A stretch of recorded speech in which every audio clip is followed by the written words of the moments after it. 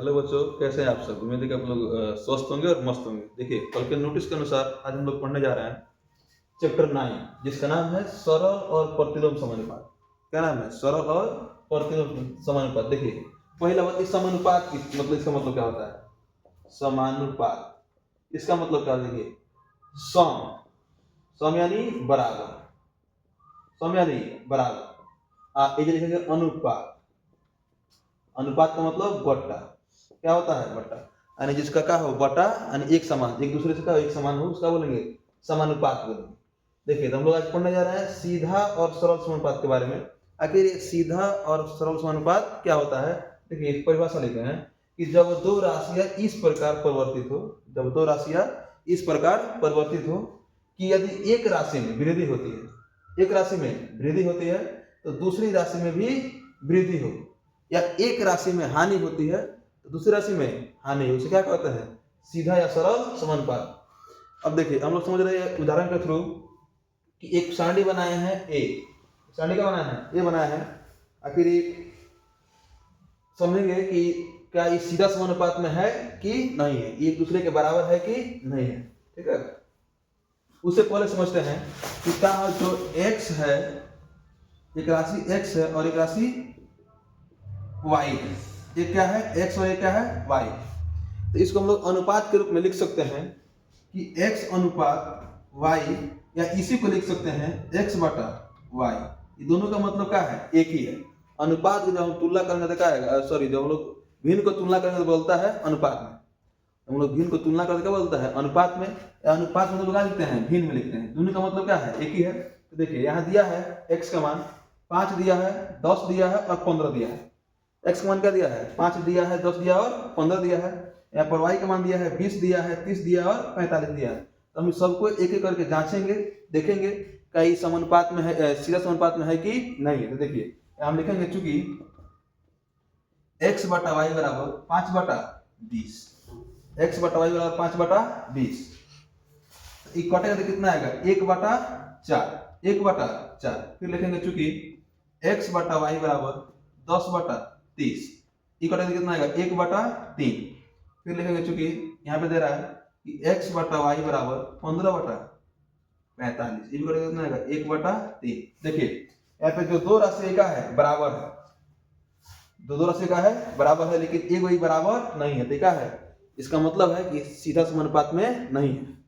क्या है? सीधा समानुपात में नहीं है। लेकिन जब ये भी बराबर होता है तो इसका क्या बोलते हैं हम? कि सीधा समानुपात में है। अरे समझो ना, वैसे जब बनाएंगे 2 नंबर क्वेश्चन को, बी नंबर को, तो यहाँ दिया है कि x बटा वाई बराबर 4 बटा 32, घटाएंगे तो कट देगा आपका कि 1 बटा 8। कितना आएगा? 1 बटा 8। वैसे जब बनाएंगे लिखेंगे चूंकि x बटा वाई बराबर 6 बटा 48, 6 बटा 48, ये भी कटेगा तो कितना आएगा? 1 बटा 8। फिर लिखेंगे चूंकि 9 बटा 72, x बटा वाई बराबर 9 बटा 72, ये भी कटेगा कितना आएगा? 1 बटा 8। या देखिए, तो तीनों जो वैल्यू आया है का एक बराबर है कि नहीं है? एक बराबर है ना। इसका मतलब क्या है? कि ये सीधा समानुपात है। इसका मतलब क्या है? सीधा समानुपात है, असल में। लेकिन अगर यही बराबर तीनों वैल्यू नहीं रहता तो क्या बोलते हैं इसको? कि ये सीधा समानुपात में नहीं है। ये एग्जाम्पल के थ्रू, एग्जाम्पल के अकॉर्डिंग जो आप लोग का 9.1 का जो क्वेश्चन नंबर 1 है, क्वेश्चन नंबर 1 है, एकदम सेम टू सेम क्वेश्चन है, एकदम सेम ऐसे ही बनेगा। उम्मीद है कि आप लोग क्वेश्चन को बनाएंगे। अगर ना बनेगा तो इस यूट्यूब चैनल के कमेंट बॉक्स में या व्हाट्सएप ग्रुप में लोग मैसेज करिए कि सर क्वेश्चन नहीं बना है, एक बार फिर वीडियो बना करके और अच्छे से उसको रिप्रेजेंट किया जाएगा। चलिए, फिर मिलते हैं दूसरे क्वेश्चन में। देखिए बच्चों, हम लोग क्वेश्चन नंबर 2 को हल करेंगे। आखिर क्वेश्चन नंबर 2 का कह रहा है, देखिए कह रहा है कि यदि x और y सरल अनुपात में है, x और y सरल अनुपात में है, तो निम्न तालिका में a और b का मान क्या करना है? a और b का मान ज्ञात करना है। देखिए, ये जो एक तालिका दिया है, ये जो x और y का ये सरल अनुपात है। क्या है? सरल अनुपात। इसमें दिया है x के बराबर 10, 8, a फिर दिया है y का मान दिया है 15, b और 24। देखिए, हम लोग सबसे पहले मानेंगे x1 बटा x1, इसको मान लेंगे और इसको y1। आखिर फिर यहाँ पे x2 मान लेंगे और यहाँ पे y2, फिर यहाँ पे x3 मान लेंगे और यहाँ पे y3। और एक बार अब यहाँ लिखेंगे x1 बटा y1 बराबर x2 बटा y2। अब देखिए यहाँ समझना है कि आखिर हम लोग x1 बटा y1 काहे बराबर कर रहे हैं x2 बटा y2 के। तो क्वेश्चन पहले स्पष्ट कर दिया है कि जो हमारा ये तालिका है ये का है, वो सरल अनुपात का है। किसका है? सरल अनुपात का, यानी जो है ये का है सब एक बराबर है, का है एक बराबर है। इसीलिए हम पता कर रहे हैं x1 बटा y1 को बराबर कर रहे हैं x2 बटा y2 से।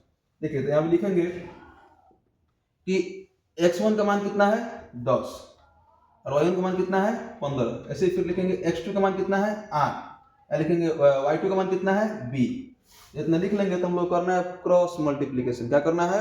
क्रॉस मल्टीप्लीकेशन, यानी तिरछा तिरछी गुणा। यहाँ लिखेंगे हम जब करेंगे 10 में 20 से गुणा तो कितना आएगा 10b, जब करेंगे 15 में 8 तो कितना आएगा 120, यानी 15 बटे 120।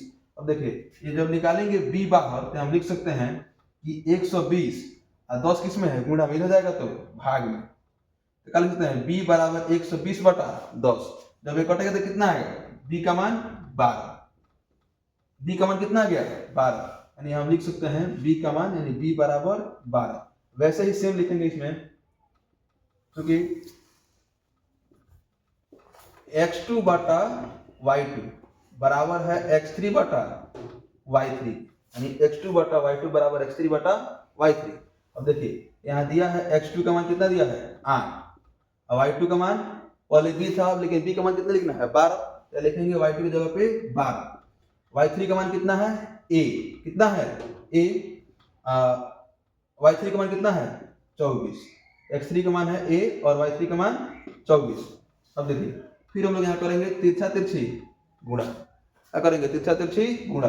गुणा करेंगे तो हम लिख सकते हैं कि 24 बटे 192, 24 बटे 192 और करेंगे 12 में a से गुणा, 12 में a से गुणा तो कितना आएगा 12a, कितना आएगा 12a। फिर जब यहाँ पर हम a निकालेंगे बाहर, क्या निकालेंगे a बाहर निकालेंगे तो हम लिख सकते हैं कि 192, 12 किस में है a के गुणा में है, इधर आएगा तो भाग में, यानी 192 बटा 12 बराबर a।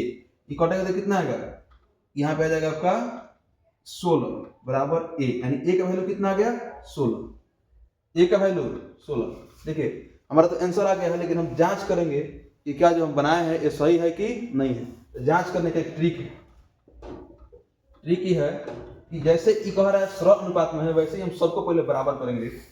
10 बटा 15 लिख देंगे बराबर 8 बटा 12 लिख देंगे, 16 बटा 24 लिख देंगे। अब देखेंगे कि क्या इसको सरल करने पे, कटाने पे सबका वैल्यू एक बराबर आ रहा है कि नहीं आ रहा है। अगर बराबर आएगा तो हमारा जो क्वेश्चन है इस सरल अनुपात में है, जो आंसर निकाले हैं ए और बी का मान सही निकला है कि नहीं निकला है। बराबर होगा तो सही है, नहीं होगा तो नहीं है। देखिए कटाएंगे तब कट जाएगा 2 पचे 10, 3 पचे 15, फिर यहाँ पे कट जाएगा 2 चौका 8 और 3 चौका 12, फिर यहाँ पे कट जाएगा आपका 8 दूना 16, फिर 8 त्रिका 24, यानी सब कट गया है 2 बटा 3 बराबर 2 बटा 3 बराबर 2 बटा 3 का ये सब एक बराबर है कि नहीं है।